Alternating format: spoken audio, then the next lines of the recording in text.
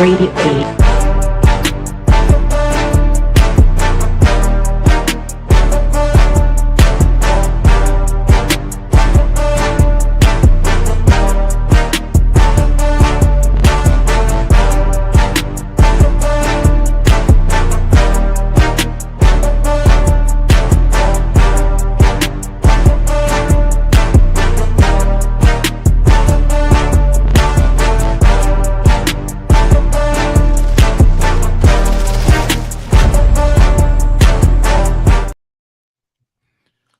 What's up, everybody? Welcome back to another episode of the Pick Six Podcast. It's your boy Musa. I got my guy Ty here with me. How you doing today? Doing good. How about you? Doing great, man. College football's almost here. NFL's less than 70 days away. Got a new intro, new logo brand. I'm feeling good, man. We got a lot to talk about. Now, we're gonna start with college football first. We're going to get into the Big 12 and Mountain West predictions, who we believe is going to win that conference. So we're going to do a spreadsheet. If you're watching, make sure you like and subscribe to the channel. Leave a comment down below. Let us know who you think is going to win the Mountain West conference and the Big 12 conference. So on the spreadsheet, you're going to see just two teams. The top team is the team we believe is going to win the conference, and then the team underneath is the team that they're going to beat in the conference championship game. Myself, Ty, Peso and Clips, who couldn't make it today, all sent in their picks. I have Clips' picks for the AFC East predictions. I'll get his picks for the Mountain West and Big 12 on another day. And we got some shout-outs to go through. First things first, shout out to my guy Jizz Juice. If you're looking for any natural juices and you're in the city of Boston, hit my man up on Instagram, TikTok, wherever you need, on YouTube. Follow his page and socials, so you can get the best natural juices in the city. Also, we got my guy Monetary Mindset on YouTube, Instagram, Twitch, and TikTok. If you're looking to get some improvement on your credit, help invest in your money, all things in that realm, look up my guy Monetary Mindset _ And we got Bell Escapes. If you're looking for someone that is traveling, vlogging, food, everything, please follow Bella Escapes on YouTube. She's one of the best up-and-coming YouTubers right now for vlogging and traveling. And we got some other people that commented. Follow mills.season on Spotify. If you're looking for any music and any content there on Spotify, make sure you follow mill.season. And then we have another Spotify and YouTube channel, Last Starfighter. Make sure you follow those socials as well. Now, let's get into the conference predictions. Let's pull up right here. Boom. So here it is right here. Each week, we're going to go through all the conferences. You see the conferences on the right. You got Mountain West, Big 12, the ACC, Big 10, SEC, the MAC, ACC, Conference USA, and the Sun Belt. So we're going to go through each conference for each episode and kind of give you guys our predictions, early predictions on who we think is going to win those conferences. So first, we're going to start with the Mountain West. Ty, I'm going to let you go first and give us your predictions on who you think is going to win the Mountain West conference. I mean, to me, this is the most easiest conference to predict, and I think we all have the same two teams. It's just, I mean, it's just Oh, your mic went out. Right now, I can hear you. I can hear you now. Your mic, your mic went in and out, so you could just start from the top. I bet. So pretty much, I think we got the same two teams. This conference is pretty weak compared to the rest of the conferences we're eventually going to talk about. But right now, I feel like it's going to be UNLV and Boise. But I will go with UNLV over Boise. Okay, UNLV winning the Mountain West Conference over Boise State. Not bad, not bad. All right. Now I'm gonna go through pesos, and the first team he has losing is Boise State as well, and his winning team for the conference is also UNLV. No surprises there till what Ty just mentioned. As I said, if you're watching now, we haven't gotten Clips' teams yet. We're gonna get to his in the next episode, but we do have his AFC West, I mean East predictions. Now for me, I want a little different. I have a different team in the losing side of the Mountain West. And the reason why I went with this team, and that team is going to be San Diego State, is because I believe they'll be much better this season. They have one of the top recruiting classes in the Mountain West. 18 3-stars. You got some good returning players coming back. I believe they'll be much better, and I think they'll be in the hunt as far as winning the Mountain West. The toughest matchup on their schedule outside of the Mountain West is California, and I don't think that's really going to be much of a tough challenge for them, so I believe they should be able to win that game out. Now, my next team, and the team I have winning the Mountain West, is Boise State.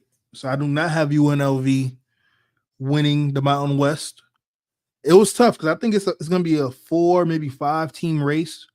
Like you said, Ty, it's going to be more of the weaker conferences. So with that being said, the Boise State Broncos have the strongest recruiting class in the Mountain West with 27 commits, 1 4-star, 22 3-stars. And with some returning players like Maddox at quarterback, I think it's going to just have more of a steady diet for that team throughout the season compared to UNLV and San Diego's of the world. Now, the only tough part, I believe, that Boise State is going to have outside of the non-conference games is they do play Notre Dame, and Genty ain't there no more, so I don't think Boise State is going to win that game. I think it should be a blowout for Notre Dame. And then looking at UNLV, their toughest matchup non-conference to me is UCLA. Not really too high on that. And then the other team that I didn't mention that I have in the race will be Utah State. They have one of the top recruiting classes as well in that conference, and I think their toughest non-conference matchup is going to be Texas A&M. So those are my teams for the Mountain West. Boise State winning against San Diego State. Now, we're going to move right along with the Big 12, and Tom, I'll let you take it away.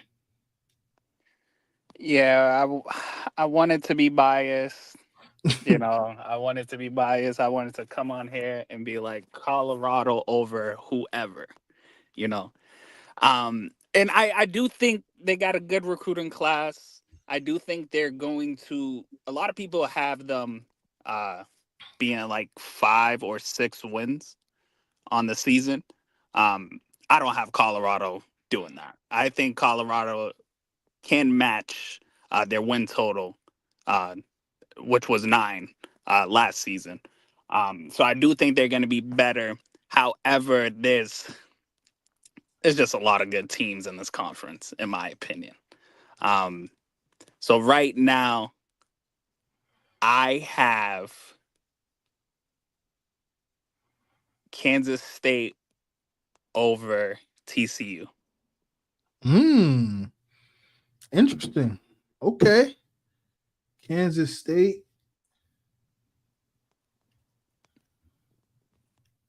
over TCU.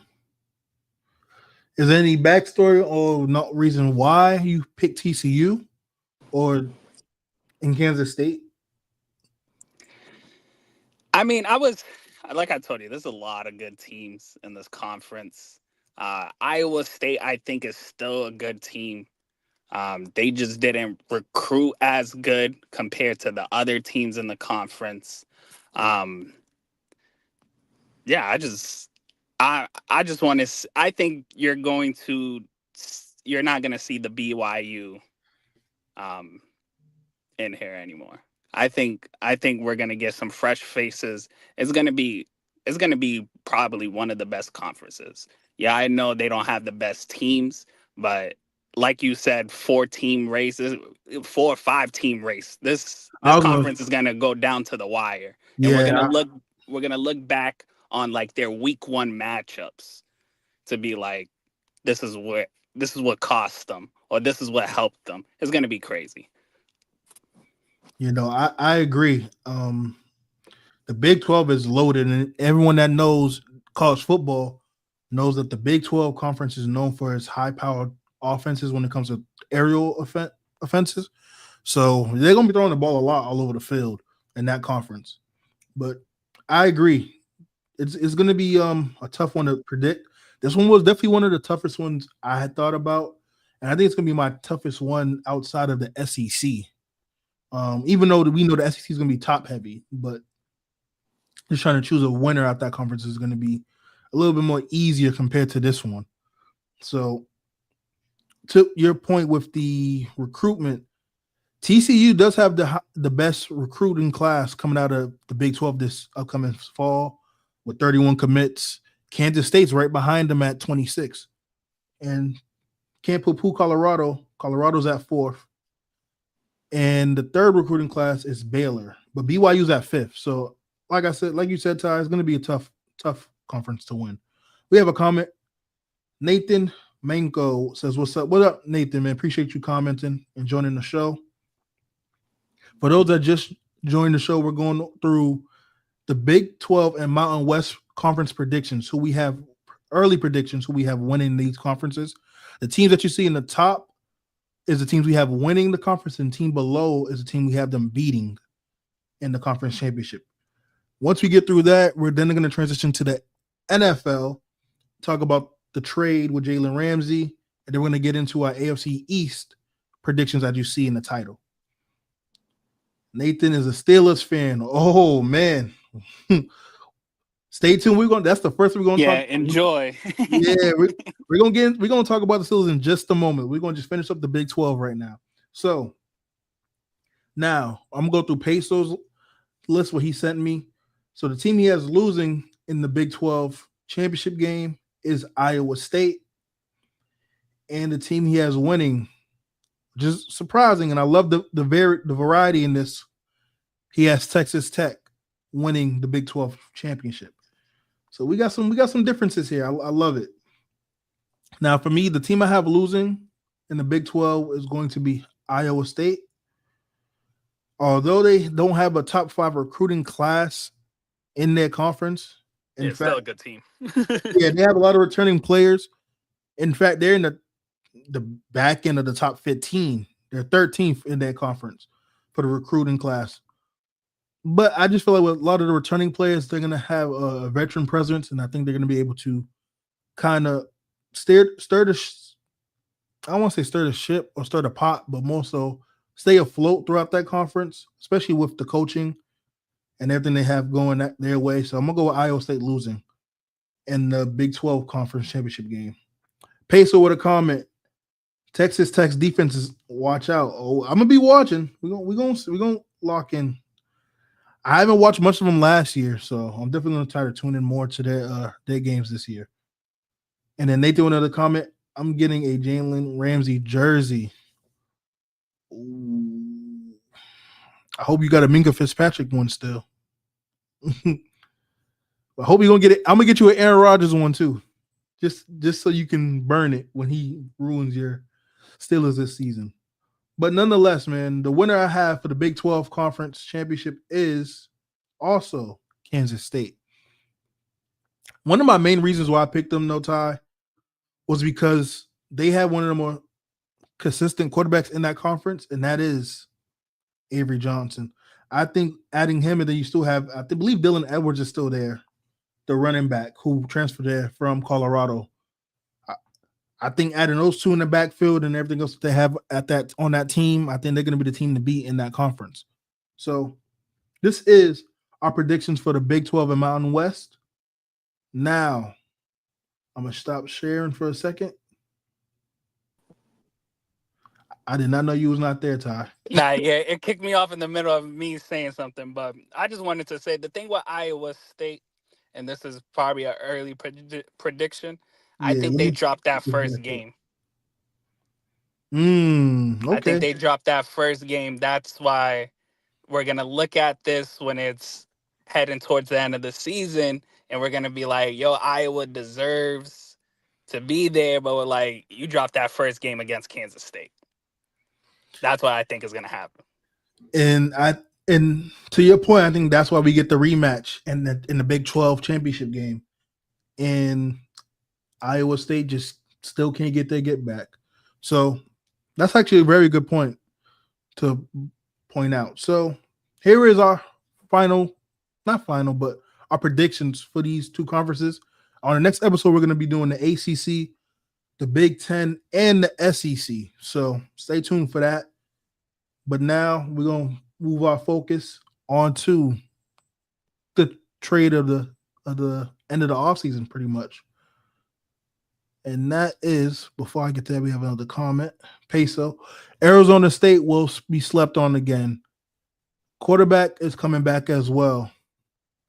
I agree. I just they don't have a It's just a deep scatterbolt. conference. It's They don't got hard. scatterbolt. Yeah, that he was a lot of their offense, and I think that's one of the reasons why I had a trouble picking them. Because I was even looking at Utah, the Utes, and I was just like, yeah, it's so many teams in that conference. I really want to go Colorado, but I don't know who their quarterback's going to be yet, whether it's going to be the transfer or I'm forgetting his name who transferred out, or the upcoming freshman they just signed.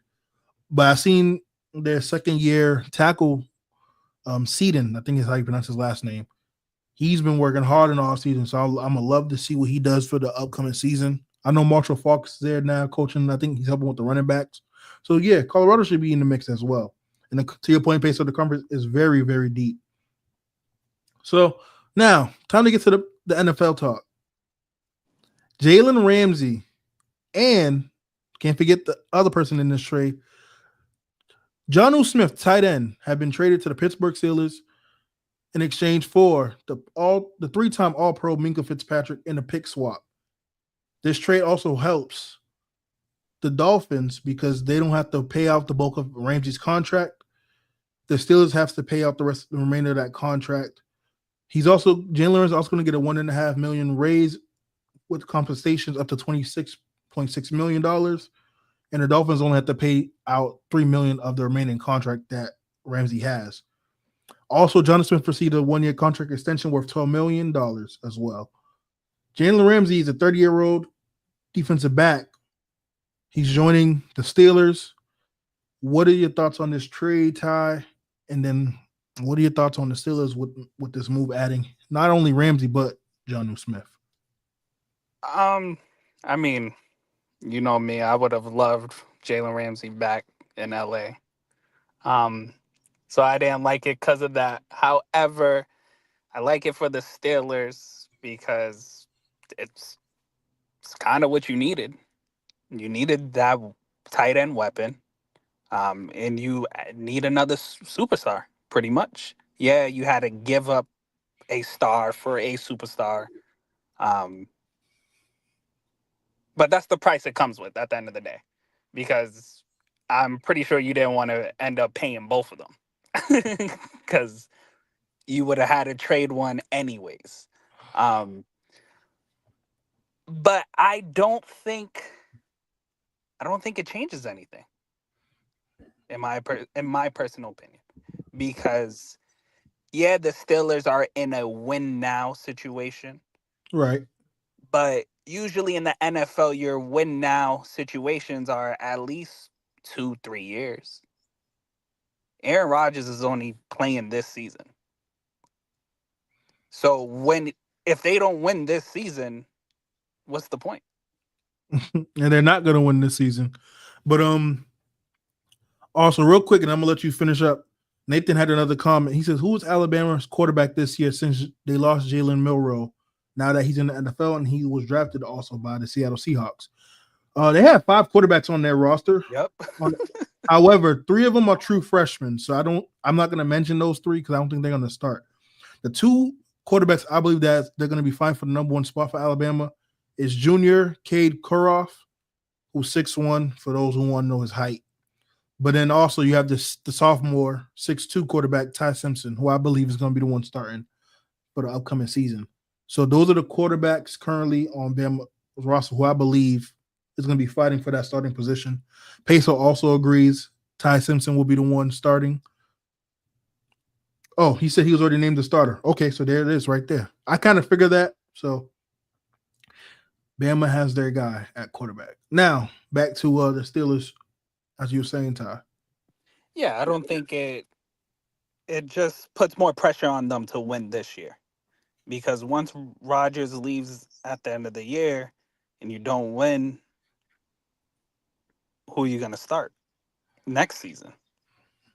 That's fair. And who can pretty much put you in a better situation than you were the previous year? Um, the Like, issue right. has always been quarterback for the Steelers for years, even when Roethlisberger was on his last couple legs. Yeah, Mason Rudolph. Exactly. And It's two glove always Kenny. it's always been the issue, and they think they addressed it with the Aaron Rodgers, and they're just trying to have a perfect team around him. However, I think the Jets had a good team last season. They had And a really good team. a That defense very good failed team. them, but also Rodgers didn't do any justice either with his Well, play. when the defense just got off the field, then the quarterback goes 3 and out running the Yeah, ball time of because that of the time of coach. people be forgetting that it's like, dude, if your defense is high power the way that Jets were as far as name value goes, and they statistically the stats might not favor them. However, when they was in some of those games, when the defense was keeping them afloat, you can't have the offense go 3 and out because now you're gonna get the defense right back on the field, and that time of possession is gonna kill. And before you know it, they're gonna get burnt out. And at some point, they might give up a big play, and that might be the game right there. Nathan also has a comment. He said, I am still looking for a franchise quarterback next year since Big Ben retired.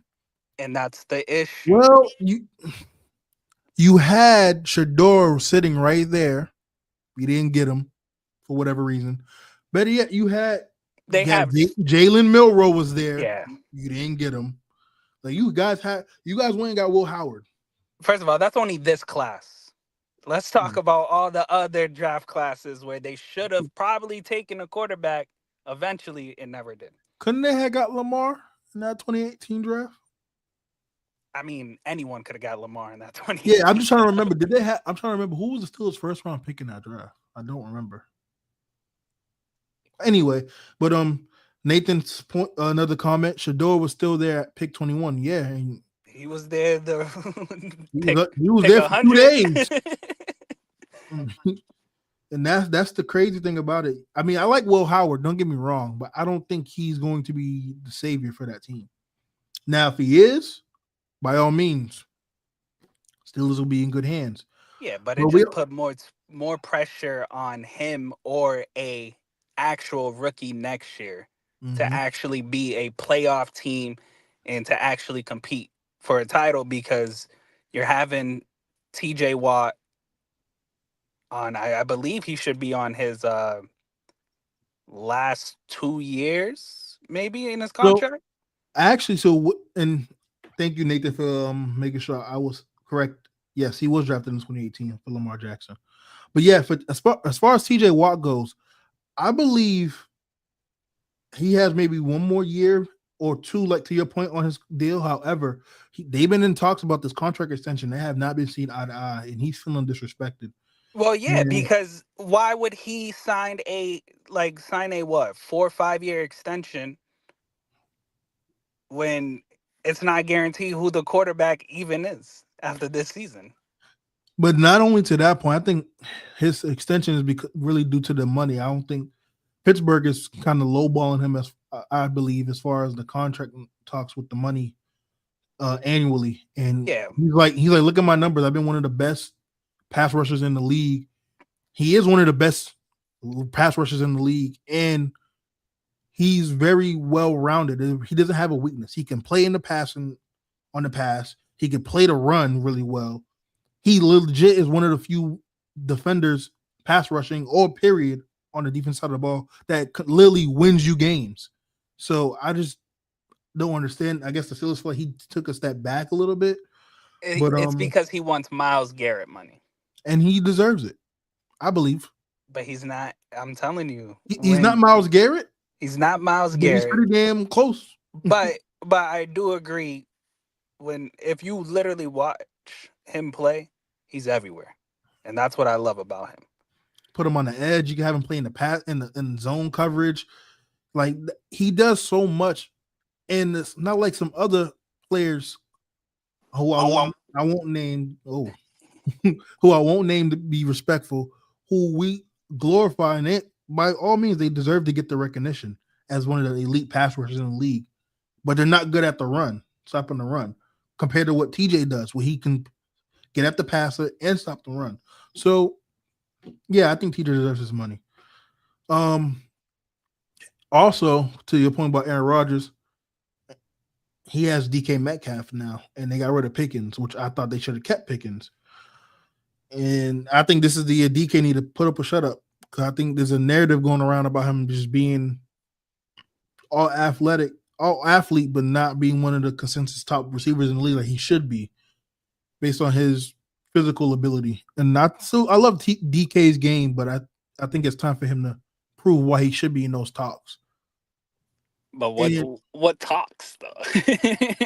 Okay, he ain't in the top 5 talks, so we can get that out the way. He can't be in the top 5 talk. I'll say at least top 10. Top 10 talk. 6 to 10, maybe 12-ish. Yeah, he should prove he's around that range. But he gotta prove it. What made Metcalf was all those other receivers in Seattle. That's the help he was getting. Yeah, he was still being guarded by the number 1 corner. So I'm not gonna say he's not legit. However, it's just you're just putting him in a worse situation, in my opinion. Yeah. What other receivers they got over there? Calvin Austin, I believe is his name. Exactly. He's gonna be. I'm telling you, he's more of a gadget over the top guy, but which would be perfect for Aaron Rodgers. Randomly, yeah. Sometimes. I mean, he broke out a few plays last year and showing flashes with Russ when Russ did throw the deep ball. But to your point, I just don't know. To your overall message with the Steelers, and then we're going to talk about the Dolphins in just a moment. I just don't understand how this really helps them, because they were top 20, bottom 20 in points per game. They were bottom half almost basically in yards per game. Like the offense isn't really getting much better, in my opinion. I think it's still the same, and they were in the bottom half in red zone scoring. So while the defense on the other end was a top 10 defense when it comes to points allowed per game, top 15 points yards allowed per game. So, and they were top 15 opponent's red zone percentage scoring per game. So again, it's like a tale of two tapes with this team, and I just don't know if they moved the needle enough with all some of the moves that they made, even with Jalen Ramsey coming into the fold and Jonnu Smith. Nathan mentions and Roman Wilson, Robert Woods. Oh yeah, I like Robert Woods, but he's not going to move the needle either. And Roman Wilson, they expect to have a breakout year, but we'll see. But the problem is now he has to be wide receiver too. Yeah, pretty much. If they kept Pickens and Roman and Woods, receiver 3, 4, and you have Calvin Austin, gadget player, that would have been perfectly fine. I mean, to be honest, their wide receiver 2 right now is Farmouth, the tight end. But that's what I'm saying. So then again, we have to realize who's the offensive coordinator. Yeah, so, and I like Jalen Warren too. I like Jalen Warren a lot. I expect him to have another good year. But and now, who did they draft too? They draft Sawyer. Yeah, from Ohio State. The DN, and then they got Howard. I don't remember the other draft picks they have off the top. I have to look back. I thought they drafted a running back, or didn't they? I'll fact check in just a moment. Nathan says he likes Caleb Johnson. Caleb Johnson's solid. Yeah, I like what he can bring to that team as well. Moving on to the Dolphins, they get Minkah Fitzpatrick back, which It's so Does, ironic because they does traded him nothing. because of the money, and it doesn't do. Yeah, to your point, it doesn't do anything. Really quickly, the Dolphins' issues wasn't defense; it was the offense. They were ranked 22nd in points per game, ranked 18th in yards per game, ranked 23rd in yards per play, and they will rank 16th in red zone scoring. Well, the defense was a top 10 defense as far as opponents' points per game. They were sixth in yards per game, and they were fourth in fifth. I'm sorry, in opponents' red zone scoring percentages per game. So the defense was pretty good. I mean, for what it's worth, but the offense was just not holding its own. Again, they had to do a lot with injuries and stuff like that. But again, I feel like with these two teams that were mentioned with the Steelers and the Dolphins, they was both in the same situation. And I just believe the Dolphins have the better offensive talent to get out of that slump, while the Steelers have the better coach to get out the slump. So I'll let you give your thoughts on the Dolphins for this trade. As you said, it does nothing really, but you can continue on. Well, I think that points per game allowed doesn't do them justice because they get to play the Jets and Patriots twice a year. All right. So if we eliminate those games, that defense was terrible. But the problem was everyone loved placing the blame on Jalen Ramsey. But Jalen Ramsey was doing everything for that defense when he shouldn't have. So now you trade him for Minka. Now Minka next season is going to have to do everything for the defense. Literally. And to me, it did nothing for them. Then it made it worse, the fact that they got rid of Jonnu Smith as well. Who was the only really offense last year with Tyreek going through what he was dealing with and Jalen Waddle. Yeah, it was just it was a mess over there. And then Tua, yeah. Mike Daniels might be out of there after this season. For sure. If they don't do something. Well, Mike has been praying for that for years. So hopefully it does come true. But yeah, I think it does. I think this was the most pointless trade in my recent memory, to be honest. But I do think it does make the Dolphins worse. And to me, it makes the Steelers a playoff team. If I was to evaluate both teams right now, based off paper, but we already know how these seasons go, these injuries, all that, everything comes in consideration. But the Dolphins, I think they should just blow it up. They could have just blew it up, got so many picks, and just stacked on it. But instead, they traded two of their pretty much top three pieces. Pro Bowlers, which the Pro Bowl don't mean nothing nowadays, but for someone that literally left the team years ago. In a what, third round pick? Who by the way, he didn't want to leave, he left because y'all didn't want to pay him. Exactly. And this was before they started paying everybody. Exactly. And he was going crazy for them in those early stages. So yeah, that's a valid point, man. We're gonna move right along. I think now it's time for the main event, the AFC East predictions. Now, I know we gave our predictions earlier a few episodes ago, but a lot of things have changed. So now we have our predictions, and we even have the win-loss record included for you guys that's watching. So if you're watching, make sure you like, subscribe to the channel. Leave a comment down below. Let us know your thoughts on the Steelers and Dolphins trade and who you think is going to win the AFC East. Now, I'm going to share my screen. You're going to see everything's blacked out except for Ty's because I didn't get Ty's picks yet. However, we're going to do that live here, of course. What you see right here underneath the AFC West and North is all blacked out because I will be getting those picks later for the next episode. Right now, we're just going to focus on the AFC East. Everyone's picks are in. So we're going to start with Clips, who he has at the bottom of the AFC East in this upcoming season is the Patriots. He has the Patriots going 6-11. Coming in at third place.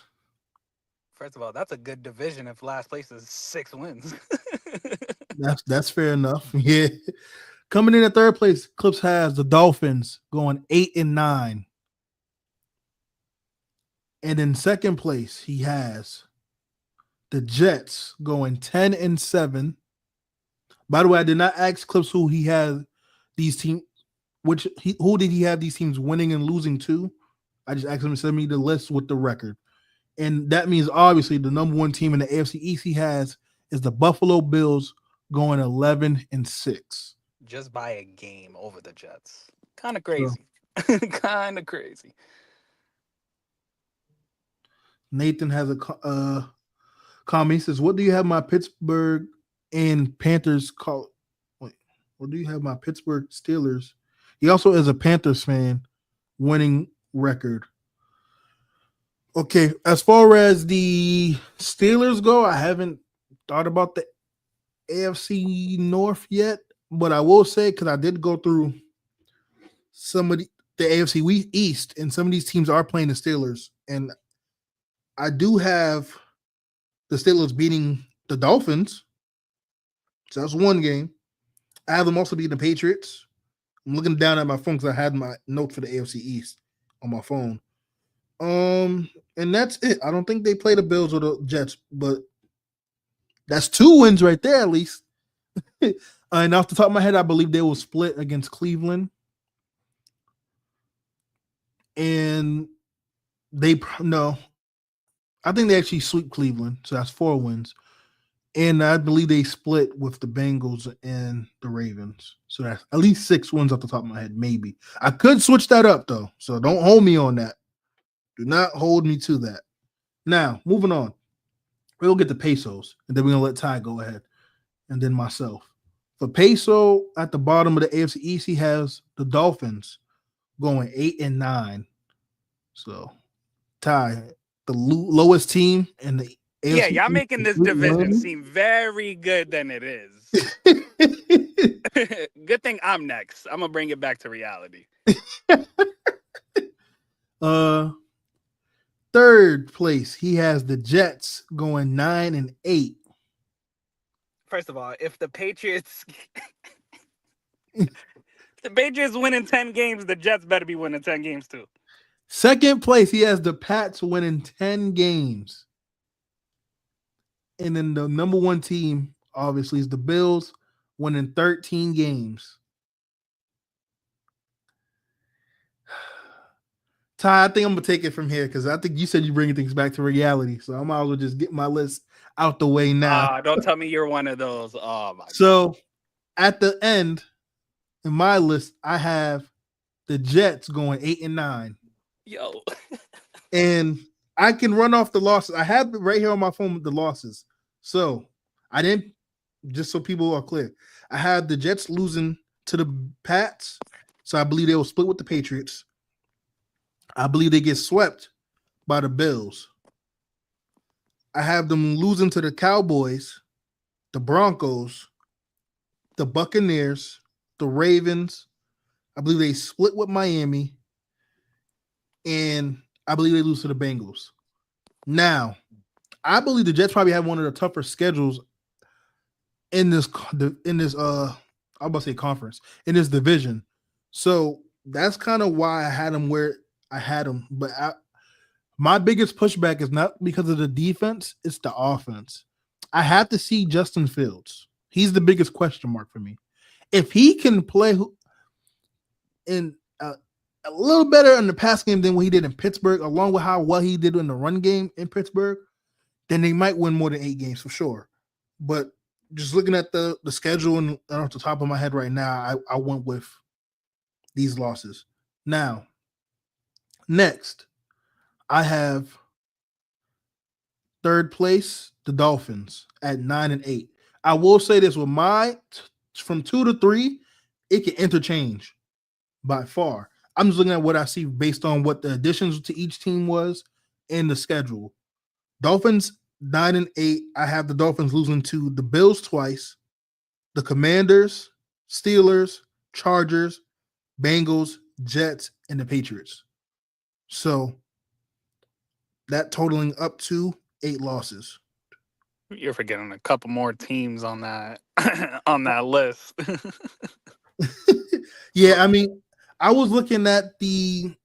I believe the offense will be a little bit better than it was last year, and I'm also assuming a lot of my thought process when this is the teams are at least the key players are healthy, and I think at least if Tua can stay healthy, Tyreek and Jalen Waddle can stay healthy, they can have a season they had a few years ago. However, losing Jonnu Smith is going to be a big loss. So I have no problem swapping the Dolphins at last and having them win 7 to 6 games. But again, this is just based on the schedule and who they have at quarterback. Because I if healthy, I trust Tua a lot more than I trust Justin Fields at the moment. In that second place, which I think they had the more easiest schedule and out of the 4, the Pats at 10-7. This hurt me because I was trying not to be biased because I'm probably the most unbiased Pats fan, and I was actually on strike for how they handled the offseason and Gerard Mayo. But looking at the schedule, I feel like they're gonna split in Miami because for some reason they always find a way to split with Miami, especially going to Miami. I don't know what it is. Well, I do know why. But when teams go to Miami, they forget how to play football on Sundays. That's another thing why I gave the Dolphins that many wins. But yeah, so I had them losing to the Dolphins. I was torn with this game, but I think they will end up losing to the Steelers. They'll lose to the Ravens. They will split with the Jets, split with the Bills. I was torn with this game, but I think they end up losing a close game with the Falcons. And same thing with Tampa. And those are the 7 losses right there. By all means, I want to make this very, very clear. I have them potentially going. This is the ceiling. It's 10 games. They can win 4, probably. But either or. The only reason why I have them at this record does not mean I'm not. Let me rephrase that. I have them winning 10 games does not mean I'm not high on Drake May and everyone else. I have to still see it. Because everyone knows how I am with Drake May. I got to see more. I like him, but I'm not head over heels like some of these other people are in the media for Drake May. I think he's really good, though, but I got to see more. And last but not least, of course, I have the Buffalo Bills at 12-5. The only losses I have them is the Patriots, the Eagles, the Texans, the Chiefs, and the Pats. I think they lose opening night, and they lose to the Ravens. We got a comment here. Steven says Pats is winning 11 games. See, that I can't even say that sounds crazy. I got them winning 10. But again, the ceiling for me is 10 games. Realistically, they probably will win maybe 7-9. But they do have a soft schedule. Yes, I believe that is the case. I think the Jets and the Bills probably have the toughest schedule in this division. So now back to reality. I believe it is that Ty said. Ty, what is your predictions on this conference? I mean division. Dolphins last place 5-12. Dolphins last place, the 5-12. By the way, Steven, we will be doing the NFL draft this year, so you will be a part of it. Don't worry, you will not miss out this time. Yeah, I'm just super low on the Dolphins, bro. I'm telling you, bro. I think they don't even care anymore. And it's time to do something. And I feel like if they even go 9-8, they're not gonna make a change they need to. Mm-hmm. So they need to suck next season to make a big change. Yeah, man. I think someone who used to be here with us, Mike, would definitely agree with you on the Dolphins. But realistically, going over their schedule, I'm only giving them 5 wins. I don't think they beat Buffalo at all. I think they split with the Jets and the Patriots. Pats. Then I think the 3 other games they're probably winning. I'll give them Cleveland, New Orleans.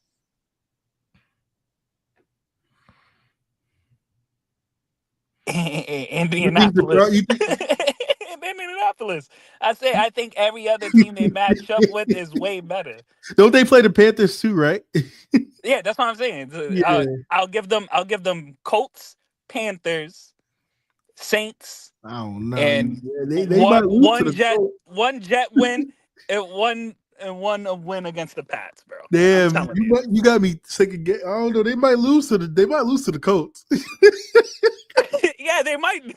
They I might. don't know. I might be with you on. I might have to make some changes, but Bro, I'm again, telling you, they have a chance of starting realistically 0-5. And I it's was not crazy looking to at say. that, but I know And the it's not two. crazy to say. I was looking at that with their schedule, and I believe like the 2 games for sure. I think they probably can at least win is the Colts and the Panthers. Every other game in those first 5, those 3, I was like, I don't know. But again, I don't know what it is about Miami. Well, we all know why. Everyone loves going to Miami. But yeah, some of those players, man, they be out late. You know, they handle business in Miami. You know, they ain't got to worry about. They ain't like they playing the Heat, because if you know about the Heat, they on their players, and then when I come out, so yeah, I just think they might have a chance to win a few more games. But who you got at third? At third, I got the Patriots, 9-8. Hold on. Wait, no, ain't no way in hell you was coming at me at Peso first about 10 wins for the Pats, and you got them going 9-8. There's only 1 game Well, difference. technically, you can put both the Pats and the Jets because I got them both at 9-8. This division is not good anymore. It's fine.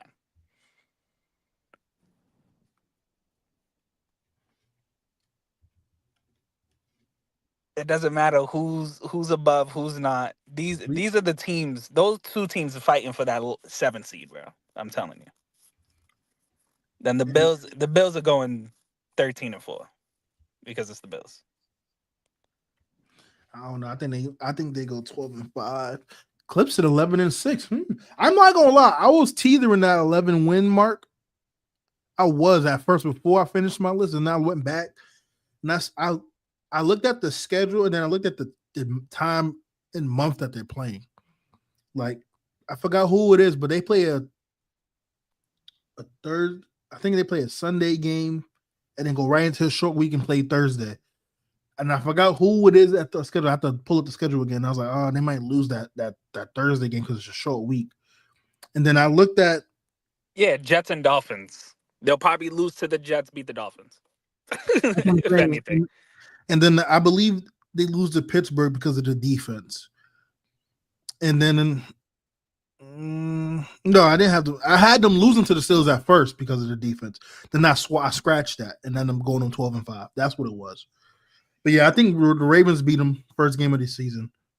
Even though they're home, I think given how the Ravens season went at the end, and then with some of the additions like Jair, but Lamar coming out proving the point. And we talked about it last year. I believe he should have won MVP, not Josh Allen. But I also said when we did our predictions last offseason that given the narrative around how many people Buffalo lost, if Buffalo is where they at, which they were, Allen's going to win the MVP. So it happened that way. No one predicted Lamar to have the season he had. So that's kind of what threw a monkey wrench in that. But yeah, this is our AFC East predictions right here with the records. So we're going to do more of this for the AFC West, North, South, and we're going to do the NFC. But if you guys enjoyed this setup, please leave a comment down below, leave a like, let us know. And we're going to keep giving you guys fire content. But this is the final predictions for the AFC East.